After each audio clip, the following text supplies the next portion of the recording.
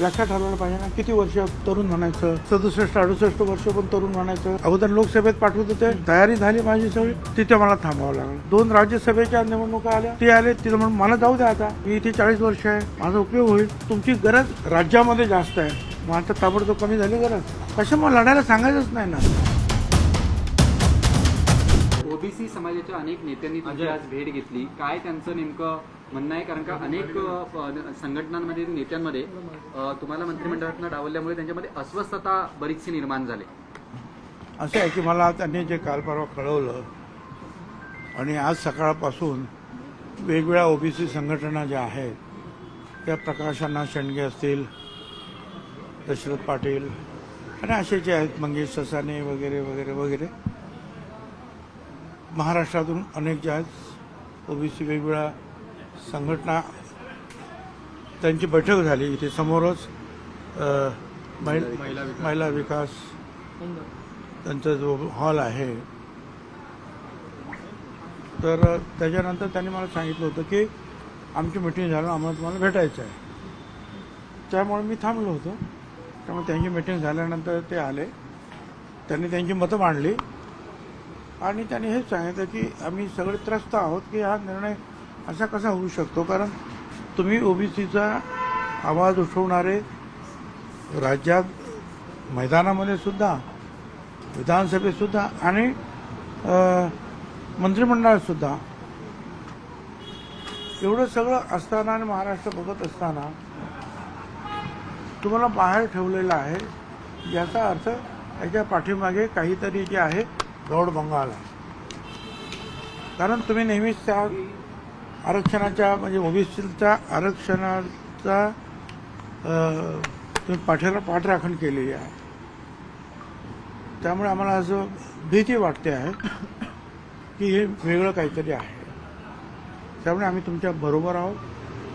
आता काय करायचं, कसं करायचं ते तुम्ही आपण सगळ्यांपासून ठरवा. आम्ही सगळे तुमच्या बरोबर आहोत आणि त्यासाठी जे आहे राज्यभर जे आहेत त्यांनी सांगितलं आम्ही सुद्धा हा प्रश्न आता राज्यभर सगळीकडे घेऊन जातो आहोत आणि लोकांची जागृती करतो आहोत आणि त्यातून जे आहे मग बघूया काय होत आहे ते. तुमची आता भूमिका काय असणार आहे या सगळ्यांच्या बाबतीत? कारण का असं म्हणणं आहे की तुम्ही जो निर्णय घ्याल, जी भूमिका घ्याल, त्यामागे तुमच्या उभं राहू. तुमची आता भूमिका काय असणार आहे? तुम्हाला खूप घाई झालेली आहे माझ्या भूमिकेची, पण माझी भूमिका घ्यायला मला अजून वेळ लागेल आणि त्यासाठी मी या सगळ्यांशी चर्चा करतो. सर, यात आणखी एक महत्त्वाचा मुद्दा आहे की तुमच्या मंत्रिमंडळातून तुम्हाला मंत्रिपद न दिल्यामुळे आम्ही अजित पवारांना थेट प्रश्न विचारला की छगन भुजबळ का मंत्रिपद का दिलं नाही, तर ते म्हणतात की नवीन तरुणांना संधी द्यायची होती म्हणून. चांगली गोष्ट आहे ना. तरुणपणाचं जे आहे हे व्याख्या ठरवायला पाहिजे ना, किती वर्ष तरुण म्हणायचं, 67-68 वर्ष पण तरुण म्हणायचं का नाही म्हणायचं, काहीतरी त्याला मर्यादा टाका ना आणि ते अगोदरच सांगा ना. आणि मग सांगायचं उगाच राहू नका. आणि म्हणून तर मी सांगत होतो अगोदरच 5 महिन्यापूर्वी की मला अगोदर लोकसभेत पाठवत होते, तयारी झाली माझी सगळी, तिथे मला थांबावं लागलं.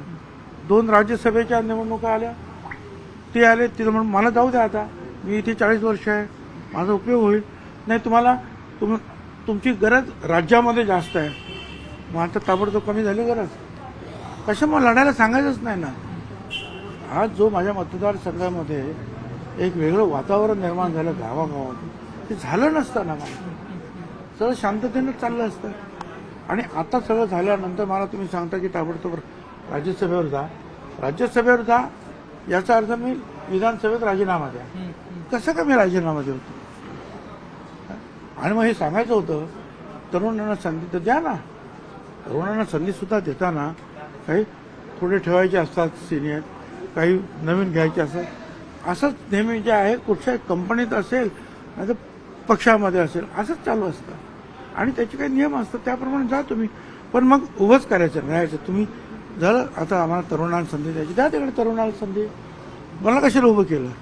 आणि त्या एका आता मी फार वयस्कर झालो असं त्यांचं म्हणणं आहे, तर मी जात होतो ना तिकडे दिल्लीमध्ये. मग तिकडे तुम्ही जाताना सांगितलं की नाही नाही, तुम्हाला इथे राज्यामध्ये गरज आहे, तिथे लढा. हे सगळं पाहता या सर्व कारणामुळे नाराजी आहे. हे सगळं पाहता अजित पवारांकडनं थेट फसवणूक म्हणायची. तुमची वापर कर, कारण की थेट लोकसभेला तुम्ही एवढं मराठा आंदोलनाच्या विरोधात भूमिका थेट घेतली होती. आता प्रकाश अण्णा शेंडगे पण म्हटलेत की शेर कभी बुडा नाही होता, त्यामुळे त्याही वेळा लढा दिला आणि आताही लढा चालू आहे. तुमचा वापर करून घेतला जातोय का? हे बघा, माझा वापर करून घेतला जातो की मला माहिती नाही का, पण मी जे आहे ओबीसीसाठी लढणारा आहे. त्याच्यासाठी मी आज 35 वर्ष लढतो आहे. याचा अर्थ मी मराठा समाजाचा द्वेष अजिबात करत नाही. त्यांना वेगळं आरक्षण द्यावं म्हणून मी स्वतः प्रयत्न केलेले आहेत. माझ्या मतदारसंघामध्ये माझे जे कारभारी होते किंवा आहे निवडणूक लढवणारे ते सगळे बहुअंशी 90% मराठा समाजाचे आहेत. त्याच्यामुळे मराठा समाजाचा मी विरोधक नाही ना. जिल्ह्यामध्ये मला मराठा समाजाचा विरोध आहे, पण एक चित्र निर्माण केलं गेलं. हां, माझं म्हणणं एवढंच आहे की कुठल्याही इतर समाजाला, आदिवासी असेल किंवा दलित असेल किंवा ओबीसी असेल, त्यांच्या हक्कावर गदा येऊ देऊ नका, एवढंच म्हणणं आहे. वेगळं काहीतरी करा.